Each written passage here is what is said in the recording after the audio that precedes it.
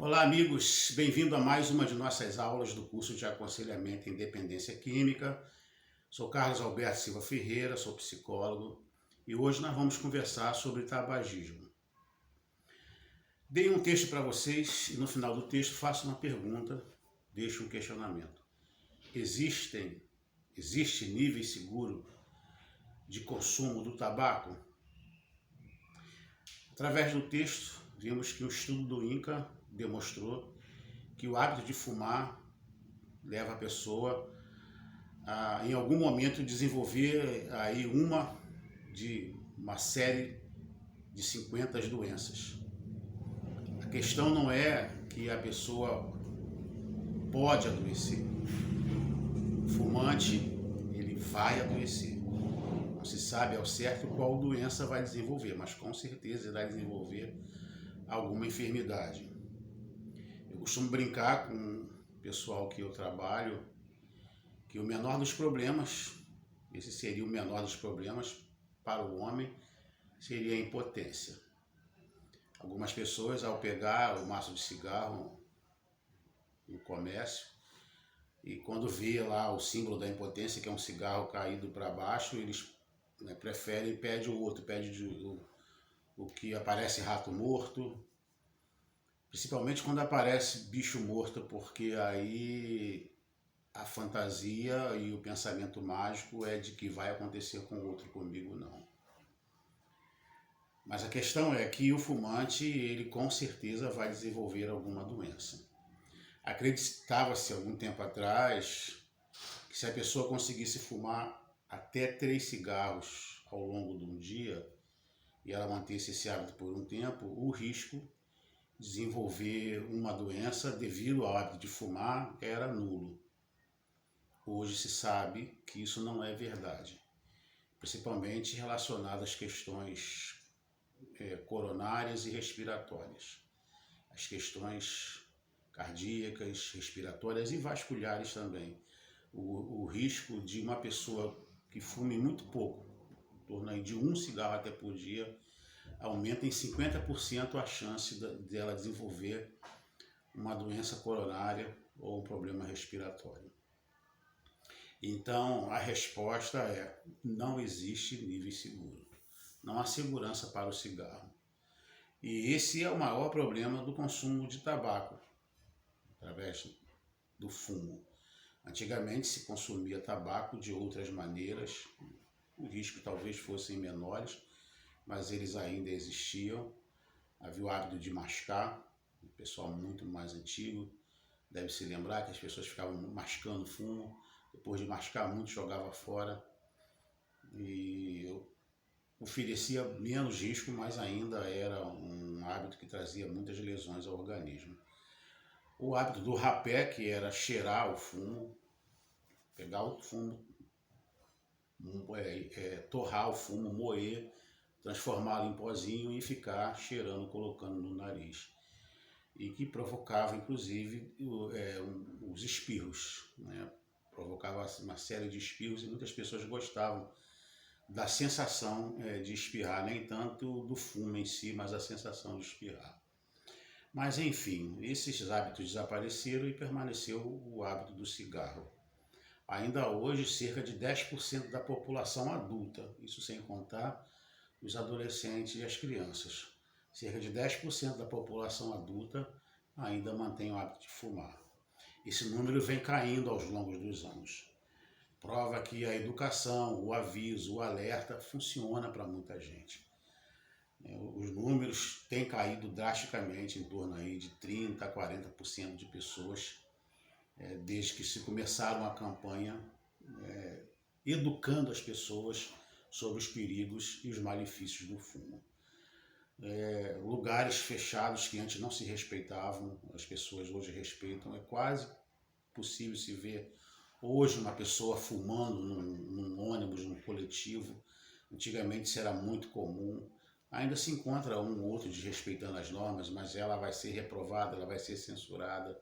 Pessoas fumando em ambiente fechado, em restaurante, isso quase possível se acontecer. Talvez as pessoas bem mais novas não tenham noção, né, do que as pessoas que têm um pouco mais de estrada, um pouco mais de tempo, viveram o fumo sendo partilhado com outras pessoas. E muitas pessoas adoeciam e ainda adoecem devido ao fumo passivo.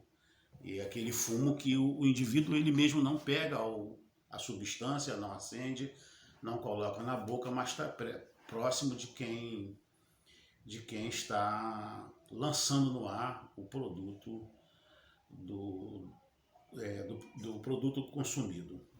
Então, o pior problema é esse, é o problema à saúde da pessoa que fuma e da pessoa que, né, está próximo do fumante.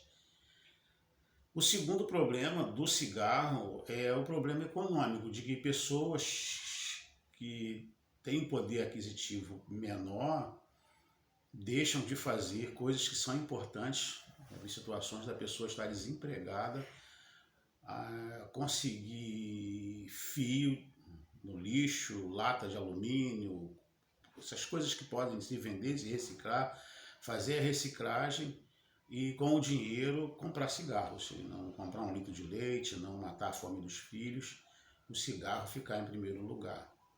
Como é qualquer dependência, quando a pessoa está muito ligado àquela substância, essa substância vai estar sempre em primeiro lugar.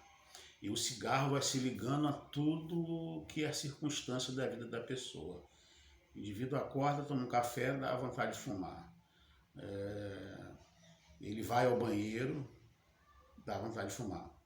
Aliás, muitas pessoas que são fumantes acabam na abstinência tendo muita dificuldade de ter esse processo natural de eliminar as fezes, dificultada porque está acostumado a ir ao banheiro fumar. Então, na falta de um elemento que ele estava habituado, tem dificuldade de dar continuidade à sua necessidade fisiológica, de eliminar os excrementos. Então, vai se ligando a tudo, vai ao banheiro, a pessoa tem relações sexuais, acaba de ter relações, vai fumar, se toma alguma cerveja, uma bebida alcoólica, quem é fumante pede o cigarro, se estressa, principalmente se estressar, se aborrecer, se tiver solidão, se tiver ansiedade, lá estará o cigarrinho. E é claro, a gente viu através do texto que a nicotina, a acetilcolina, ela tem essa capacidade de relaxar o indivíduo, de reduzir a ansiedade, de reduzir o estresse. E pessoas solitárias, o cigarro passa a ser uma companhia, porque preenche a vida da pessoa.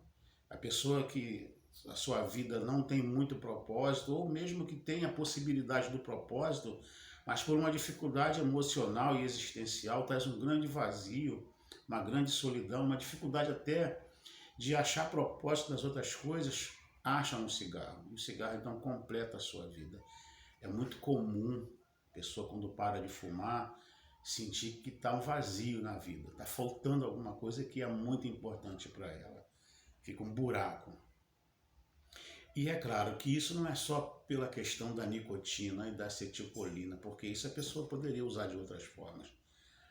Inclusive, uma das maneiras de aliviar o sofrimento da pessoa são as tiras de nicotina, os adesivos de nicotina que a pessoa coloca para ir reduzindo a sua abstinência, o seu sofrimento por falta dessa substância no seu organismo. O que acontece é que não é só a questão da nicotina e da dopamina que ela faz com que o cérebro fique encharcado, e da acetilcolina.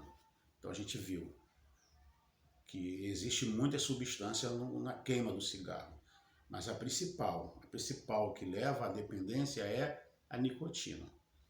Então a pessoa, ao fumar, a primeira coisa que ela sente é o prazer do preenchimento. O segundo prazer, voltando ao primeiro, estou cheio. Isso pode acontecer às vezes com quem tem o hábito de comer excessivamente. A pessoa come até se sentir cheia. Por que a necessidade de se encher? Porque carrega um vazio. A segunda questão é a questão da oralidade, o prazer oral. Todos nós humanos, nós tivemos várias etapas existenciais em que a zona de energia e de prazer, elas passaram por diversas áreas do corpo. A fase oral era aquela fase que a gente mamava e que existia um grande prazer em sugar, em ter contato com o seio da mãe. A gente mantém ainda parte dessa oralidade, a gente tem prazer em beijar, beijar na boca, beijar no rosto, tocar os lábios em coisas boas, e esse prazer oral ainda permanece. E quando nós nos sentimos, éramos bebês, éramos crianças de colo, e nos sentimos com medo, inseguros, assustados, chorávamos, uma coisa que nos confortava era o mamar, era o peito, principalmente para quem tinha acesso ao peito. E a gente ainda carrega traços dessa oralidade, uns mais, outros menos. Aqueles que têm um forte traço de oralidade, eles vão dar preferência, sem que tenham consciência disso, por coisas que passam pela oralidade. Oralidade. Algumas pessoas, você já deve ter observado, quando ficam nervosas, roem a unha, come os dedos, coloca coisas na boca, mastiga coisas, vai chupar uma bala, quebra a bala, destrói a bala toda. Ou começa a comer de forma descontrolada, ou até beber, porque também muitas substâncias alcoólicas, né, são ingeridas pela boca. Aliás, quase todos os usuários de álcool fazem pela boca. Você deve estar me perguntando, mas tem outras maneiras de ingerir álcool? Sim. Se você tiver curiosidade, me pergunta aí no privado. Carlos, qual é a outra forma de se ingerir álcool? Eu não sabia que poderia se usar álcool de outras maneiras. Então fica aí para você a possibilidade, se tiver curiosidade, de me procurar no meu zap no privado. Quem por acaso tiver acesso a esse vídeo e ainda não tem o meu zap, eu vou dar meu número, é 21, é Rio de Janeiro, 97454-1877. 21 97454-1877. Então, muitas vezes também a questão do álcool, não sempre, mas passa pela essa questão do prazer, daquilo que passa pela boca, pela oralidade. Então, ao levar o cigarro até a boca, a gente falou da primeira sensação de enchimento. Tô cheio, me preenchi. E ao esvaziar, de novo preciso botar para dentro. Mas ao mesmo tempo que eu estou esvaziando, ainda fica um resquício, porque a impressão que se dá é que a fumaça vai para o cérebro e preenche lá o cérebro. Na verdade, a fumaça só fica no pulmão. O que vai para o cérebro é a nicotina. É a substância que os alvéolos pulmonares captam do pulmão, joga na corrente sanguínea. Como é uma substância psicoativa, passa pela barreira hematoencefálica e chega ao cérebro. Mas a pessoa tem aquela sensação de que, inclusive, o seu cérebro está cheio de fumaça. E ela vai ali, fica cercada, e o tempo todo a roupa fica com cheiro de fumaça, cheiro de nicotina. Ela fica cheia, embebecida da presença da substância. O segundo prazer é o prazer oral. Então veja que não é só a questão da dopamina no cérebro, não é só a questão da acetilcolina no cérebro. São prazeres que estão também ligados a sensações físicas, ligados a sensações emocionais, a sensações psicológicas. Se sentir cheio, dar prazer na boca, se sentir seguro, como nós fazíamos quando era criança. Uma tática de a gente trabalhar com momentos de insegurança, se vê muito isso em algumas linhas de psicologia. Você está nervoso, vai falar em público, ainda está aprendendo a lidar com o seu nervosismo, a lidar com o seu medo. Então você leva alguma coisa para segurar que te dê segurança, alguma coisa que te transmita essa segurança, que transmita confiança. Bom, ao longo da vida a gente teve muitos esses momentos de receber conforto, receber confiança com prazer oral. E aí a segunda questão, né, do prazer da oralidade. A terceira questão é um pouquinho mais complicada, porque a gente sabe que o cigarro tem seus benefícios. né? Está aí o texto dizendo, reduz a ansiedade, reduz o estresse, mantém a pessoa ativa, é um estimulante. Então, ele pode ter alguns benefícios, traz a sensação de companhia para quem é solitário, para quem é vazio, a sensação da presença de algo na vida, de algo importante na vida. Bom, mas ao mesmo tempo é um troço que destrói a vida da pessoa. Biologicamente falando, fisicamente falando, o cigarro vai matar. E não tem como escapar disso. O que as pessoas fazem é fazer negação. Ou seja, eu finjo que aquilo não vai acontecer comigo. Vai acontecer com todo mundo, menos comigo. Vai acontecer com meu vizinho. Ah, mas eu conheço lá um senhor já de idade que fuma até hoje. Então a gente vai se apegando, as pessoas vão se apegando a esses exemplos para fazer negação. Mas uma hora vai adoecer. O pensamento mágico, ele, além de se utilizar da negação, ele sabe que tem o risco. Porque a negação propriamente dita é, não há risco para mim. O pensamento mágico é, existe o risco, mas eu vou escapar dele. Eu vou sair incólume. Ou seja, eu vou brincar com fogo e não vou me queimar. Então há um prazer nisso. Há um prazer em correr o risco. E aí, é claro, vem uma outra substância, né? Pelo fato de correr o risco, vem uma outra substância chamada adrenalina. Ou seja, eu brinco com perigo e gozo por fantasiar que não vai me acontecer nada. Eu vou sair ileso dessas experiências. E é claro que isso também é uma fantasia e que uma hora a pessoa vai descobrir que ela estava se enganando, que ela estava mentindo para si mesma e às vezes já é tarde demais, não tem retorno. Mas, para quem quiser viver um pouco mais, quanto mais cedo parar, melhor. O cigarro, por ser uma substância que mata, algumas pessoas fumam exatamente por isso, né? Sem que tenham consciência, o prazer é o prazer de estar se fazendo mal. Algumas pessoas, por questões de culpa, por questões de trazer uma sensação de que não merecem a felicidade, não merecem a realização. Então, como elas são felizes em alguma área e são felizes de alguma maneira, elas precisam compensar isso fazendo algo que as fira, que as machuque, mesmo que de forma bem branda, mesmo que de forma bem vagarosa. E aí elas se sentem compensadas, se sentem equilibradas.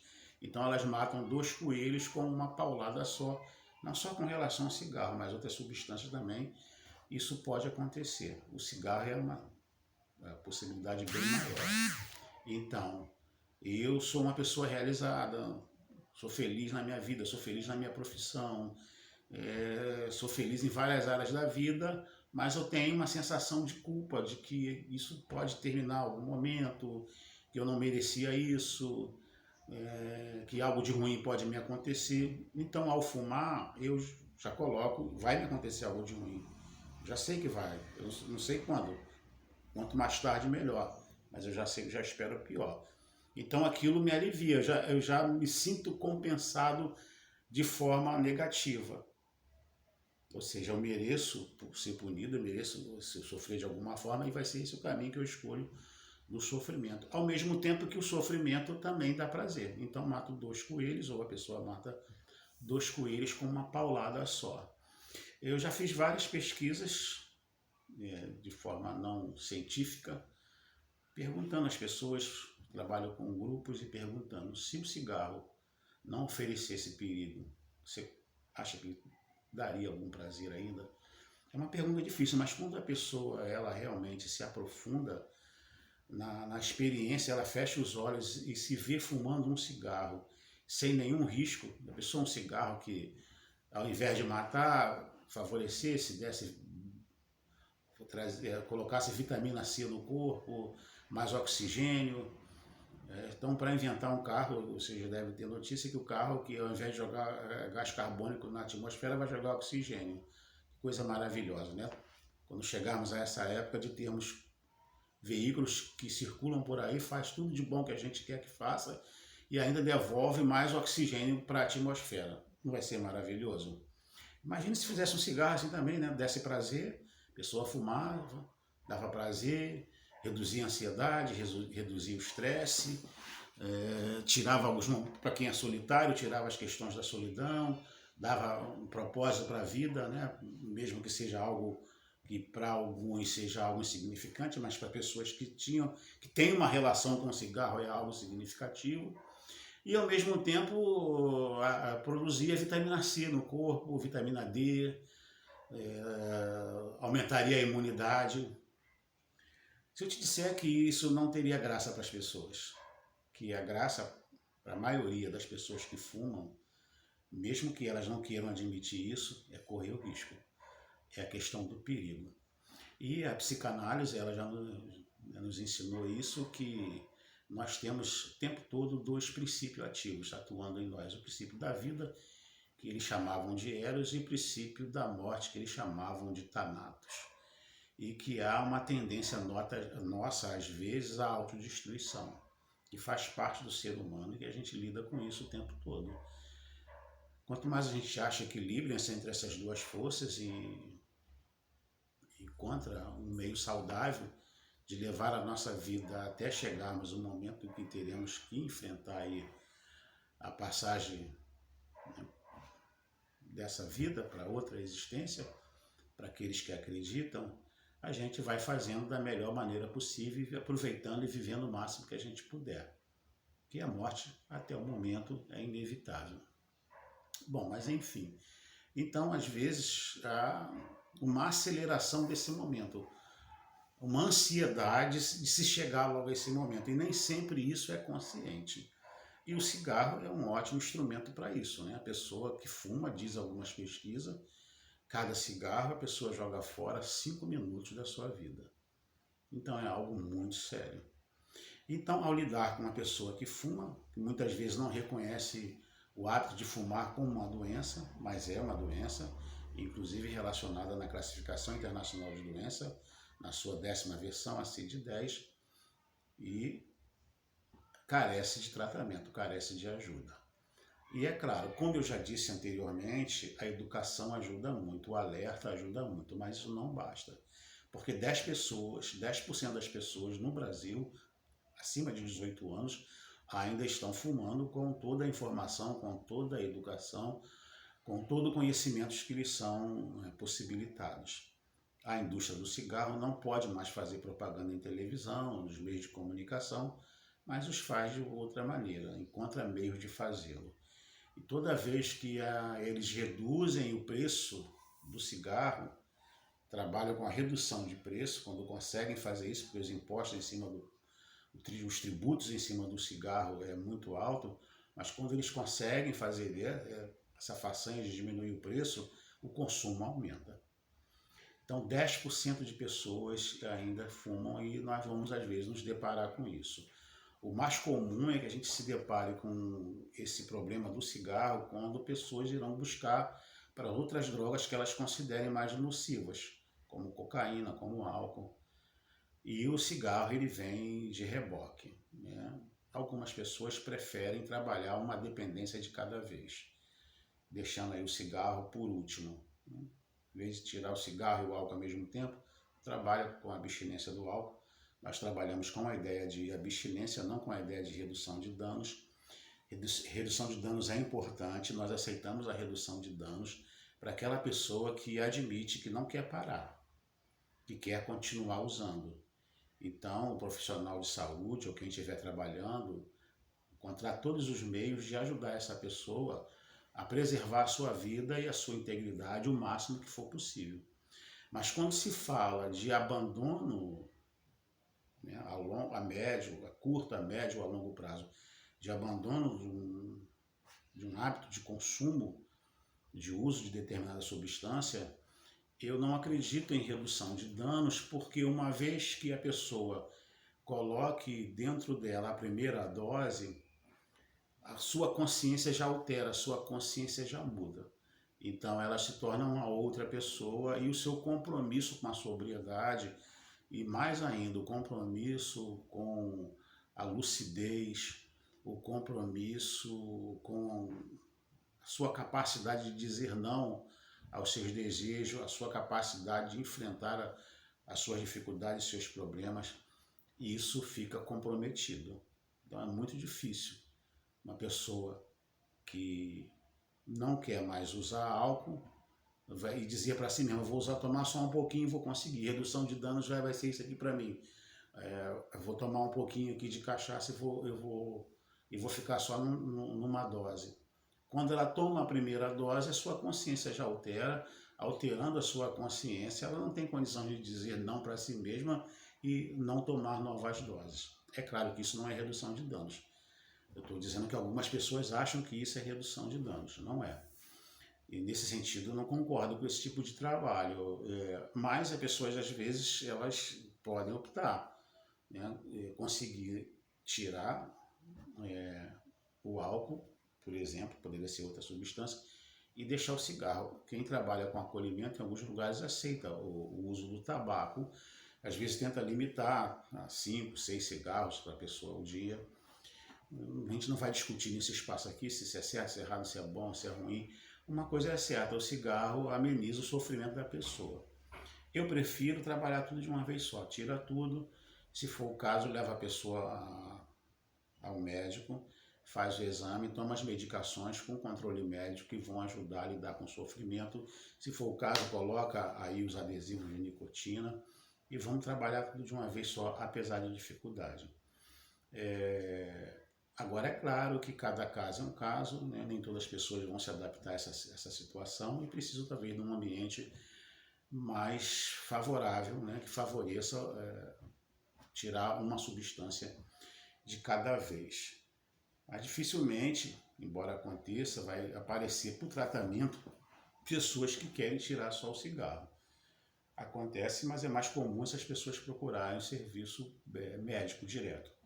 Dificilmente buscam um serviço de terapia ou um serviço de aconselhamento. Mas se acontecer, o que nós precisamos entender e saber que a pessoa ganha alguma coisa com o cigarro, né? Ganha, como já disse, ansiedade, tira o estresse, relaxa a pessoa, acalma, dá sensação de preenchimento, promove um prazer através da dopamina. E além disso, a questão da oralidade, a questão do preenchimento, a questão até mesmo negativa, né? A gente vai tentar dizer que aquilo é ruim, mas às vezes é o que a pessoa conscientemente ou inconscientemente está procurando. Então a gente precisa conversar, uma conversa aberta com a pessoa e buscar com ela o que de fato o cigarro dá a ela, o que o cigarro promove para ela, o que o cigarro oferece para ela. E é essas questões que precisam ser resolvidas, essas questões que precisam ser vistas. A dificuldade que ela tem, de repente, de estar lidando com estresse, a dificuldade de lidar com ansiedade, a dificuldade de lidar com solidão. É muito comum pessoas estar vários anos sem fumar e, de repente, passa por uma crise no casamento, vem o divórcio e a pessoa, depois, né, na vivência daquela crise, volta a fumar. É comum que pessoas estejam há pouco tempo, já deixou de fumar há pouco tempo, passa por um assalto e a primeira coisa que vai procurar é um cigarro. Então demora para que a mente realmente se desconecte desse hábito. É muito difícil, como eu disse antes, a pessoa liga a sua vida, né, a várias coisas que ela faz, ela liga ao hábito de fumar e isso vai acompanhá-la, vai demorar algum tempo. Para algumas pessoas demora muitos anos, né? Às vezes até 5 anos, para que realmente aquilo comece a se desvanecer de sua mente. É claro que nos primeiros dias, nas primeiras semanas e no primeiro mês é o mais difícil. Depois isso vai diminuindo, isso vai reduzindo. Mas toda vez que ela tiver diante da sua vulnerabilidade, que é a ansiedade, o que é o estresse, o que é a solidão, ou que é mesmo uma culpa que ela traz, uma culpa existencial, uma culpa tóxica, e ela precisa se punir. Se ela não tem essa consciência, ela tomando essa consciência, fica mais fácil descobrir de onde vem isso, tentar resolver. Então, nosso trabalho é um trabalho investigativo. Não basta dizer para a pessoa que aquilo faz mal. As pessoas que ainda estão fumando, elas sabem disso e ainda não conseguiram parar de fumar. Então é por aí, tá bom? Eu deixei aí para vocês o meu telefone, o pessoal do curso já sabe de cor salteado, já tem contato direto com o meu zap, tanto para me responder a pergunta, que agora já tem resposta. Existem níveis seguros para o consumo de tabaco, quanto para me fazer uma pergunta, se quiser fazê-lo, né? Qual outros meios de usar o álcool que as pessoas encontram para usar o álcool, tá bom? E quem não faz o curso, tiver por acaso acesso a esse vídeo, mas também querendo me perguntar, querendo entrar em contato, fique à vontade. No mês de abril, uma notícia aí em primeira mão. No mês de abril eu vou estar começando um curso novo, um curso de saúde mental e emocional. Então vamos ver se nosso curso termina ainda nesse mês de fevereiro e março, a gente consiga fazer as nossas últimas aulas, mais tardar até meados de abril e início de abril, curso de saúde mental e emocional. Se quiser saber um pouco mais, entre em contato, tá bom? Forte abraço a todos, bons estudos e até a próxima aula.